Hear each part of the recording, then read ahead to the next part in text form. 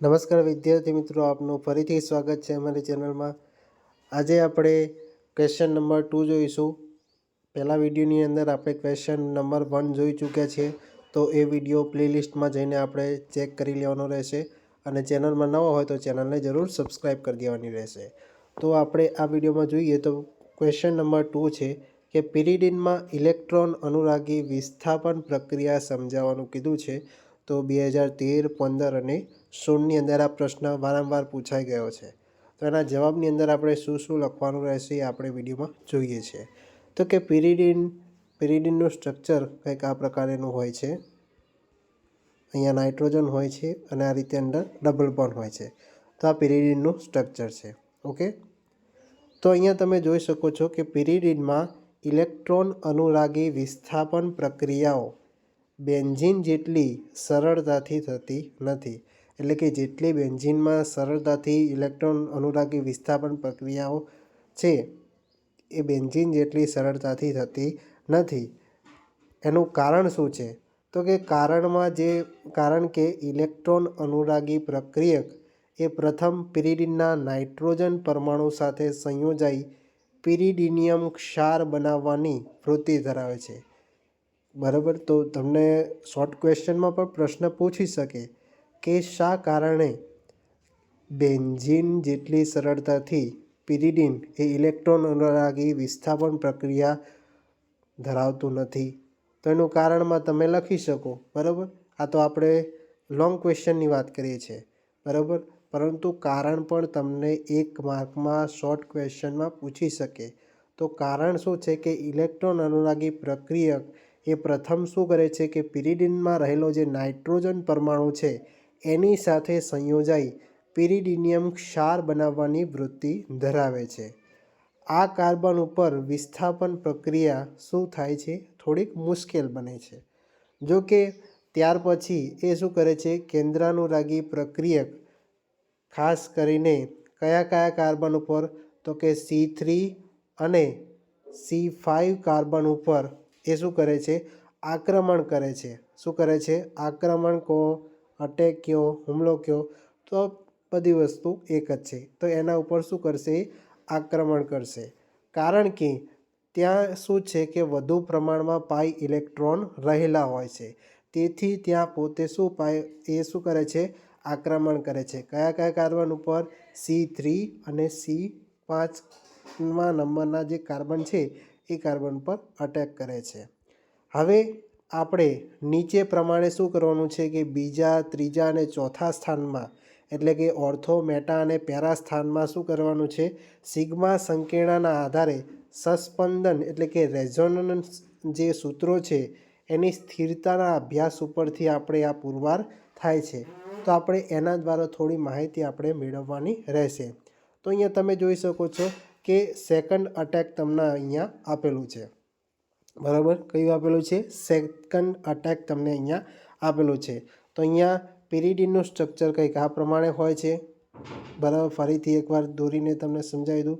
અહીંયા ઇલેક્ટ્રોન યુગ્મ રહેશે અને આ રીતે ડબલ બોન્ડ જોવા મળે છે। આ શું છે? પિરિડિન। હવે શું કરે છે? પિરિડિનમાં સૌપ્રથમ આપણે આ બંધને શું કરે છે? તોડી દઈએ છીએ। તો અહીંયા વિસ્થાપિત થતો સમૂહ હાઇડ્રોજન, આ રીતે 12 હાઇડ્રોજન, અને આપણે જે પ્રક્રિયા કરીએ છીએ એ 12 અહીંયા જોવા મળે છે। અને અહીંયા પ્લસ ચાર્જ છે, પોઝિટિવ ચાર્જ, એ અહીંયા 12 જોવા મળે છે, ઇલેક્ટ્રોનની ઉણપ છે એટલે। હવે અહીંયા જે પ્રક્રિયા કરીએ છીએ તો અહીંયા જે આ બંને ડબલ બોન્ડ રહેલા છે, બરાબર, આ બંને ડબલ બોન્ડ રહેલા છે, તો એ ડબલ બોન્ડમાંથી હવે શું થાય છે? આ ડબલ બોન્ડ શિફ્ટ થઈને ક્યાં જાય છે? સામેની બાજુ અહીંયા આ રીતે શિફ્ટ થાય છે। તો અહીંયા જે ડબલ બોન્ડ શિફ્ટ થઈને ક્યાં જોવા મળે છે તમને? ડબલ બોન્ડ હવે તમને ક્યાં જોવા મળે છે? અહીંયા ડબલ બોન્ડ જોવા મળે છે। અને બીજો ડબલ બોન્ડ આપણે એઝ ઇટ ઇઝ એમને એમ રાખવાનો છે, બરાબર। અહીંયા તમે જોઈ શકો છો કે નાઇટ્રોજન ઉપર એક ઇલેક્ટ્રોન યુગ્મ છે એ એઝ ઇટ ઇઝ જોવા મળશે। આપણે પહેલાં સ્ટ્રક્ચરને 1A અને 1B આપી દઈએ। હવે આપણે નીચેલા જે બંધ હતો એ બંધને આપણે ફેરફાર કરવાનો છે, એને સ્થાનમાં ફેરફાર કરવાનો છે। તો એને હવે આપણે સ્થાનમાં ફેરફાર કરીએ, બરાબર, સ્થાનમાં આપણે અહીંયા એને શું કરવાનું છે, ફેરફાર કરીએ. અહીં એક લખવાનું રહી ગયું છે કે અહીંયા પ્લસ આવશે. ઓકે, આ જે રીતે આ ડબલ બોન્ડ શિફ્ટ થઈને સામેની બાજુ જતો રહ્યો તો પ્લસની નિશાની ક્યાં જતા રહેશે, અહીંયા સામેની બાજુ જોવા મળશે. બરાબર, આ તમારે એક થોડીક કરેક્શન કરવાની રહેશે. ત્યાર પછી આપણે જોઈએ તો આ બંધને આપણે શું કર્યો છે, હવે શિફ્ટ કરી નાખ્યો છે, એટલે કે અહીંયા લઈ ગયા છે. તો એ પ્લસની નિશાની ક્યાં હતી, અહીંયા હતી. બરાબર, તો હવે પ્લસની નિશાનીને આપણે અહીંયા પ્લસની નિશાની હતી, હવે એને આપણે શું કરીએ છીએ, શિફ્ટ કરીએ છીએ. તો શિફ્ટ થઈને ક્યાં આવી જશે, નાઇટ્રોજન ઉપર આવી જશે. શા કારણે, કારણ કે અહીંયા ડબલ બોન્ડ રહેલો છે. બરાબર, ડબલ બોન્ડ જોડે આ પ્લસ ચાર્જ લાગતો નથી. તો હવે આ પ્રમાણે એને બંધમાં ફેરફાર જોવા મળે છે. તો આને આપણે આપીશું ફર્સ્ટ સી. બરાબર, 1 2 3 ABC એ રીતે નંબર આપણે આપવાનો છે. આ આપણે જોયું સેકન્ડ અટેક. એવી જ રીતે ત્રીજો અટેક એટલે કે ઓર્થો સ્થાન પૂરું થાય છે પછી શું આવશે, ત્રીજું અટેક એટલે કે મેટા સ્થાન આપણે એક પ્રકારે કહી શકીએ છીએ. બરાબર, ત્રીજું અટેક કહીએ, ત્રીજું આક્રમણ કહીએ. બરાબર, ત્રીજું આક્રમણ કહી શકીએ આપણે. તો એની અંદર જુઓ તમે, અહીંયા મેટા સ્થાન પર તમને અહીંયા જોઈ શકો છો. બરાબર, ત્રીજા આક્રમણ એટલે કે ત્રીજા કાર્બન ઉપર કહી શકીએ છીએ, અહીંયાથી ત્રીજો કાર્બન પર અટેક કરે છે. બીજું, ત્રીજું, ચોથું, એ રીતે આક્રમણ આપણે ઓર્થોમેટા પેરા સ્થાન યાદ ના રાખો તો 2 3 4 યાદ રાખશો તો પણ ચાલશે. હવે અહીંયા જે આગળ પ્રોસેસ કરી હતી એ જ રીતે આપણે પ્રોસેસ કરવાની છે કે અહીંયાથી આ ડબલ બોન્ડ છે, ડબલ બોન્ડને શું કરીશું, સૌથી પહેલાં અહીંયા શિફ્ટ કરીશું. તો શિફ્ટ કરવાથી આ પ્લસ ચાર્જ ક્યાં જતો રહેશે, અહીંયા બાજુમાં જતો રહેશે. બરાબર, અને ડબલ બોન્ડ ક્યાં શિફ્ટ થઈ જશે, અહીંયા. બરાબર, બાકી આ નીચેનો જે ડબલ બોન્ડ હતો એ એઝ ઇટ ઇઝ અહીંયા જોવા મળશે. ત્યાર પછી હવે આપણે આગળ જોઈએ. બરાબર, તો આગળ આ ડબલ બોન્ડને આપણે શિફ્ટ કરવાનો છે, તો એ સામેની બાજુ ફરીથી જતો રહેશે. તો આ પ્લસ ચાર્જ ક્યાં જતો રહેશે, અહીંયા સામેની બાજુ અહીંયા જોવા મળશે. તો અહીંયા તમે જોઈ શકો છો કે પ્લસ ચાર્જ ક્યાં આવી ગયો, સામેની બાજુ, અને ડબલ બોન્ડ કંઈક આ પ્રકારે જોવા મળે છે. બાકી ઇલેક્ટ્રોન યુગ્મ એઝ ઇટ ઇઝ જોવા મળે છે. તો આને 2A 2B 2C એ રીતે તમારે નંબરિંગ આપી દેવાના રહેશે. બરાબર, અને આ હાઇડ્રોજન ક્યાંથી વિસ્થાપન થયો છે, તો અહીંયા આ રીતે આપણે પેરિડીનનું સ્ટ્રક્ચર હતું આ રીતે. બરાબર, એમાંથી અહીંયા જો હું વિસ્થાપન કરું, અહીંયાથી આ ડબલ બોન્ડ બ્રેક કરું તો અહીંયા હાઇડ્રોજન અને અહીંયા E. બરાબર, ઇલેક્ટ્રોફિલિક સબસ્ટિટ્યુશન રિએક્શન કહી શકીએ આપણે. હવે ત્રીજા અટેક થઈ ગયો. હવે કયો આવે છે, ચોથો અટેક. ચોથો અટેક એટલે બીજું સ્થાન, ત્રીજું અને ચોથા સ્થાન ઉપર અટેક કરીએ છીએ. તો આપણે આ રીતે લખી દેવાનું છે. બરાબર, ચોથા અટેકમાં. તો હવે અહીંયા આ રીતે ડબલ બોન્ડ આપેલા છે. હવે સૌપ્રથમ આપણે અહીંયા જો ડબલ બોન્ડને ફેરફાર કરીએ, બરાબર, અહીંયા ધ્યાનથી સમજજો કે અહીંયાથી આ ડબલ બોન્ડને આપણે શું કરીએ છીએ, સામેની બાજુ શિફ્ટ કરીએ છીએ. તો આ પ્લસ ચાર્જ અહીંયા મૂકી શકાય નહીં. બરાબર, તો અહીંયા આપણે આ ડબલ બોન્ડને પણ અહીંયા આપણે શિફ્ટ કરીશું. તો ડબલ બોન્ડના ફેરફાર થવાથી અહીંયા શું થશે, આ ડબલ બોન્ડ શિફ્ટ થઈને અહીંયા આવી જશે અને જે સામે હતો અહીંયા નીચે આવી જશે. તો આ પ્લસ ચાર્જ ક્યાં જતું રહેશે, સામેની બાજુ અહીંયા જતું રહેશે. બરાબર, તો આને 3B નંબર આપીશું. પછી ત્યારબાદ એ શું કરશે, ફરીથી શું કરીશું, આ સામે આવતો રહ્યો. બરાબર, તો હવે આ પ્લસ ચાર્જ શું કરશે, એ અહીંયાથી આ નાઇટ્રોજન ઉપર આવી જશે અને આ ફરીથી આ પોતાનું સ્થાનમાં ફેરફાર કરશે. આ જે ડબલ બોન્ડ છે ફરીથી એની સ્થાનમાં ફેરફાર કરીને તે સામેની બાજુ અહીંયા જોવી મળશે. બરાબર, આ રીતે સામે અહીંયા તમને ડબલ બોન્ડ જોવા મળશે અને નાઇટ્રોજન ઉપર પ્લસ ચાર્જ જોવા મળશે, નાઇટ્રોનિયમ આયન જોવા મળશે. તો આ 3C તરીકે નામ આપીએ છીએ.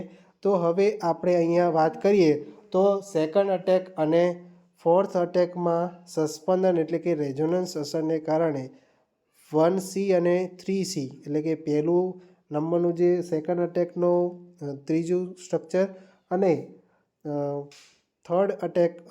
ફોર્થ અટેક છે એનું આ ત્રીજું લાસ્ટ સ્ટ્રક્ચર છે એ શું થાય છે, અહીં અસ્થાયી થાય છે. એનું કારણ શું છે કે નાઇટ્રોજન પરમાણુનું અહીંયા અષ્ટક શું છે, અધૂરું રહી જાય છે. બરાબર. તેથી તેની આસપાસ કેટલા ઇલેક્ટ્રોન હોય છે, 6 ઇલેક્ટ્રોન અહીંયા રહેલા હોય છે એની આસપાસ. એટલે કે કોની આસપાસ, નાઇટ્રોનિયમ આયનની આસપાસ 6 ઇલેક્ટ્રોન રહેલા હોય છે. તેથી જે વિસ્થાપન પ્રક્રિયા છે એના પસંદગીના ધોરણે બીજા સ્થાન ઉપર થાય છે. કયા સ્થાન ઉપર? બીજા સ્થાન ઉપર થાય છે. જ્યારે C3 સ્થાન ખાલી ન હોય ત્યારે વિસ્થાપન પ્રક્રિયા કયા સ્થાનમાં થાય છે? C5મા સ્થાન ઉપર થાય છે. બરાબર. તો આ રીતે આપણે આ આખી પ્રક્રિયા સમજવાની છે પિરિડિનની અંદર. પ્રશ્ન શું હતો આપણે જોઈ લઈએ કે પ્રશ્નની અંદર તમે જુઓ કે પિરિડિનમાં ઇલેક્ટ્રોન અનુરાગી વિસ્થાપન પ્રક્રિયા આપણે સમજવાની હતી કે કઈ રીતે આખી પ્રક્રિયાઓ થાય છે. હવે એના પછી તમે અહીંયા જુઓ વિદ્યાર્થી મિત્રો કે એક અગત્યની તમને પ્રક્રિયાઓ, અલગ અલગ પ્રક્રિયાઓ તમને દર્શાવેલી છે. તો કે પિરિડિનની કઈ કઈ પ્રક્રિયાઓથી કઈ કઈ નિપજ મળે છે આપણને. બરાબર. એ પણ તમને 1 માર્કમાં પૂછાઈ શકે અથવા પરિવર્તન કરીને આપવાનું પણ પૂછાઈ શકે. બરાબર. તો એ તમારે યાદ રાખવાનું છે કે આ પ્રશ્નમાં આપણે જોઈ લઈએ કે આ પિરિડિનનું સ્ટ્રક્ચર છે. બરાબર. હવે જો એનું આપણે નાઇટ્રેશન કરીએ છીએ, નાઇટ્રેશન કોના દ્વારા થાય? તો કે નાઇટ્રેટિંગ એજન્ટ દ્વારા. કોના દ્વારા? નાઇટ્રેટિંગ એજન્ટ. નાઇટ્રેટિંગ એજન્ટ કયા કયા છે? તો કે સાંદ્ર HNO3 અને સાંદ્ર સલ્ફ્યુરિક એસિડના મિશ્રણને આપણે નાઇટ્રેટિંગ એજન્ટ તરીકે ઓળખીએ છીએ. તો એના દ્વારા જ્યારે પ્રક્રિયા કરવામાં આવે છે ત્યારે આપણને આ 3 નાઇટ્રો એટલે કે આ બીજું સ્થાન, ત્રીજું સ્થાન અને ચોથું સ્થાન. તો ત્રીજા સ્થાન ઉપર NO2 નાઇટ્રો ગ્રુપ જોડાયેલું છે એટલે કે 3 નાઇટ્રો પિરિડિન આપણને જોવા મળે છે. બરાબર. એવી જ રીતે આ પિરિડિનની જ્યારે આપણે ધ્રુમાયમાન સલ્ફ્યુરિક એસિડ સાથે કઈ પ્રક્રિયા? સલ્ફોનેશન પ્રક્રિયા કરીએ છીએ.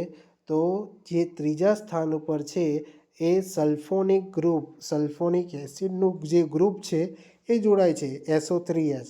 તો એનું નામ શું થશે કે પિરિડિન 3 સલ્ફોનિક એસિડ. આ એનું નામ થશે.